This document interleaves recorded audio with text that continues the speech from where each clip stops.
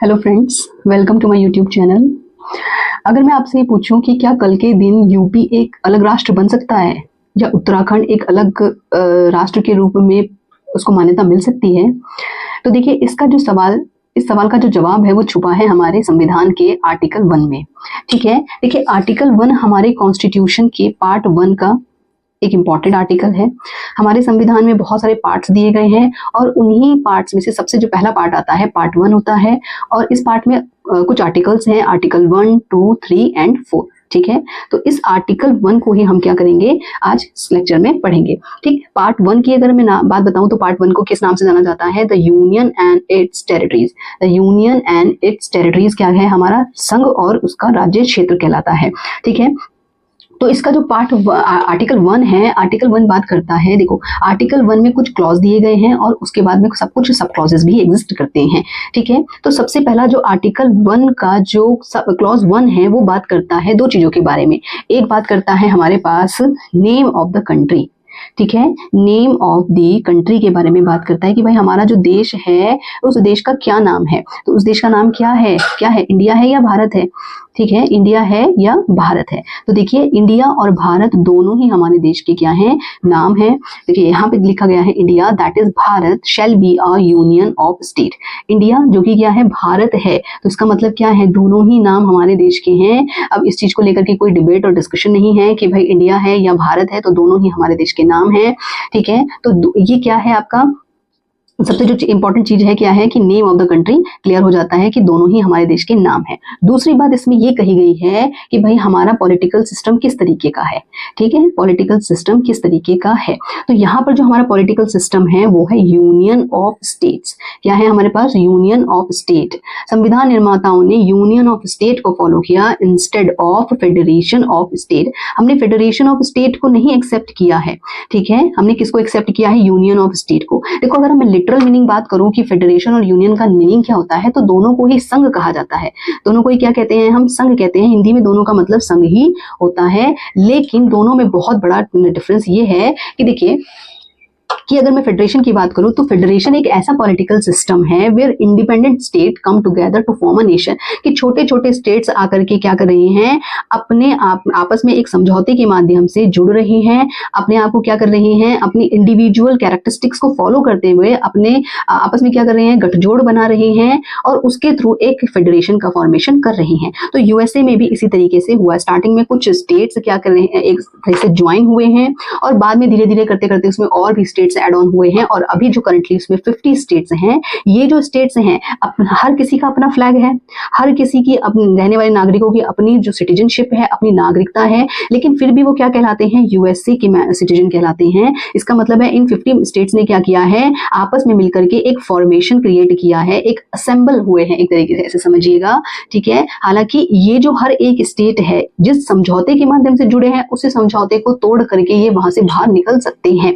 ठीक है, वहां से क्या कर सकते हैं, ये वहां से बाहर आ सकते हैं, बट यूनियन ऑफ स्टेट में ऐसा नहीं है। ठीक है, तो फेडरेशन समझ में आया? फेडरेशन का मतलब होता है एक ऐसा पॉलिटिकल सिस्टम जहां पर इंडिपेंडेंट स्टेट्स एक साथ आते हैं, एक साथ जुड़ते हैं और तब जाके अपना क्या करते हैं, वो पॉलिटिकल सिस्टम फॉर्म करते हैं। इसका बेस्ट एग्जांपल आता है यूएसए। तो यूएसए में भी कुछ स्टेट्स स्टार्टिंग में जुड़ करके अपने एक ट्रीटीज के माध्यम से जुड़े हैं और अगर चाहे तो वो स्टेट्स उस ट्रीटी को ब्रेक करके वहां से बाहर आ सकते हैं।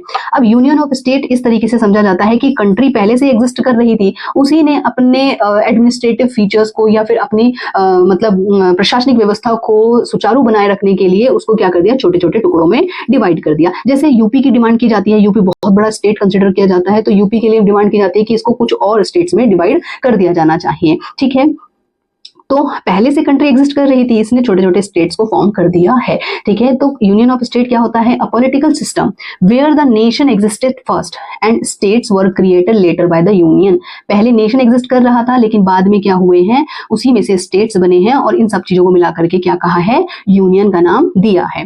तो देखिए डॉक्टर अम्बेडकर ने यूनियन ऑफ स्टेट के लिए किस तरीके की बात कही है, इन्होंने कहा है यूनियन किस तरीके से है, indestructible union of destructible state, कि जो स्टेट्स हैं ठीक है। ये जो स्टेट्स हैं ये तो डिस्ट्रक्ट किए जा सकते हैं, इनको तो तोड़ा जा सकता है, बट यूनियन को नहीं ब्रेक किया जा सकता है। ठीक है, जैसे अभी मैं बात करी कि आपका जो उत्तराखंड है वो कैसे बना है, यूपी से काट करके बना है, तेलंगाना नया राज्य के रूप में बनाया गया। तो आपने जो स्टेट्स हैं, जो एग्जिस्टेड स्टेट्स हैं, उनकी बाउंड्रीज में चेंज कर सकते हो आप, लेकिन आप कोई भी राज्य इस तरीके से डिमांड नहीं कर सकता है कि भैया हमको कल को क्या करना है, अलग से एक राज्य, अलग से एक देश बनाना है। ठीक है, इस तरीके की बहुत सारी डिमांड उठती हैं, बट ये डिमांड एक्सेप्ट नहीं की जा सकती है, क्योंकि यूनिटी ऑफ जो इंडिया है उसको सबसे सुप्रीम माना गया है, कि भारत में एकता सबसे ज्यादा सुप्रीम है।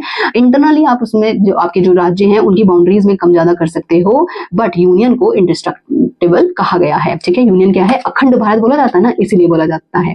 ठीक है, जैसे कश्मीर है, कश्मीर कॉन्टिन्यूसली डिमांड करता रहा है, बट अब तो उसकी डिमांड को पूरी तरीके से क्या कर दिया है, खत्म कर दिया है। इसी तरीके से नॉर्थ ईस्ट के बहुत सारे स्टेट्स हैं, जैसे ग्रेट नागालैंड है, नागालैंड में जो नागाज होते हैं वो डिमांड करते हैं कि भाई हमारे म्यांमार की बाउंड्रीज को मिला करके या कुछ नागालैंड के हिस्से को मिला करके आप क्या बनाना चाहते हैं, एक ग्रेट नागालैंड एक कंट्री के रूप में फॉर्म करना चाहते हैं, बट इस तरीके की डिमांड एक्सेप्ट नहीं की जा सकती है। ठीक है, और दूसरी बात ये होती है कि जो यूनियन है, यूनियन में जितने भी स्टेट्स हैं उनका अपना कोई फ्लैग नहीं है, उनमें रहने वाले जो लोग हैं उनकी कोई अपने अलग से नागरिकता नहीं है। ठीक है, अगर हम सब पहचाने जाते हैं तो हम सब इंडियन पहचाने जाते हैं, ना कि हर एक स्टेट का व्यक्ति जो होता है अलग अलग उसको स्टेट की नागरिकता प्राप्त नहीं होती है। तो इसीलिए यूनियन जो है वो फेडरेशन का ही एक तरीके से कैसा है, स्ट्रॉन्ग वर्जन है। ठीक है, यहाँ इसमें शामिल होने वाला कोई भी सदस्य या कोई भी स्टेट जो है वो बाहर नहीं आ सकता है। ठीक है, तो चलिए इसके बाद बात करते हैं हम इसका आर्टिकल 1 का जो क्लॉज 2 है वो बात करता है the states and territories thereof shall be as specified in the first schedule. ठीक है, तो स्टेट और टेरिटरीज के बारे में क्या बात कही गई है कि भाई आर्टिकल 1 में ये होता है कि आर्टिकल 1 की बात करता है कि स्टेट्स और टेरिटरीज वो होंगी जो फर्स्ट शेड्यूल में मेंशन होंगी। यहाँ पर कोई अलग से आपको स्टेट्स का नाम नहीं दिखेगा, यूनियन टेरिटरीज का नाम नहीं दिखेगा, कितनी यूनियन टेरिटरीज होंगी, कितना स्टेट्स होंगे, ये कुछ मेंशन आर्टिकल 1 में नहीं किया गया है। इसके लिए एक डायरेक्शन दे दी गई है कि भाई आपको इसको, अगर आपको स्टेट्स और यूनियन टेरिटरीज को देखना है तो आपको कहाँ जाना पड़ेगा, फर्स्ट शेड्यूल में आपको जाना पड़ेगा। ठीक है, तो फर्स्ट शेड्यूल क्या बात करती है, स्टेट्स और टेरिटरीज के बारे में बात करती है। फिर इसका आता है थर्ड क्लॉज जो आता है वो बात करता है द टेरिटरी ऑफ इंडिया, कि भाई भारत का जो क्षेत्र है वो एक्चुअल में क्या क्या चीजों से मिलकर बना है, तो वो 3 चीजों से मिलकर बना है। एक तो होता है स्टेट्स, कितने स्टेट्स हैं कमेंट में आप बताइएगा। ठीक है, फिर आता है यूनियन टेरिटरीज। ठीक, तीसरी चीज आती है आपकी एक्वायर्ड रीजन। ये तो आप सब वाकिफ हैं इस सब चीजों से कि स्टेट्स कितने हैं, यूनियन टेरिटरीज कितनी हैं, लेकिन एक्वायर्ड रीजन एक ऐसा क्लॉज है जो फ्यूचर में इंडियन पार्लियामेंट को, इंडियन गवर्नमेंट को एक ऐसा अधिकार देता है कि कोई एरिया जो हो सकता है अभी इंडिया का पार्ट ना हो, लेकिन इन फ्यूचर अगर वो इंडिया में शामिल होना चाहता है तो उसको एक्सेप्ट किया जा सकता है।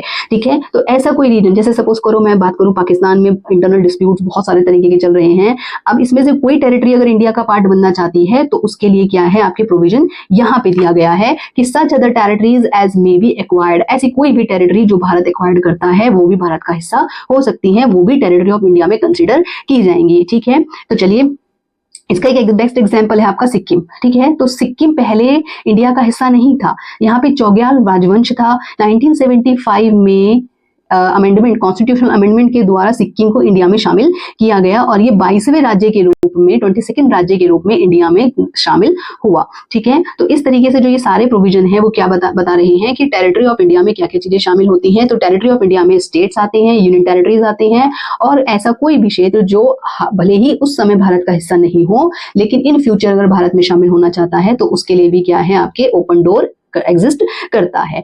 तो चलिए, अगर आपको क्लास समझ में आई होगी तो प्लीज चैनल को शेयर, सब्सक्राइब और कमेंट जरूर कीजिएगा।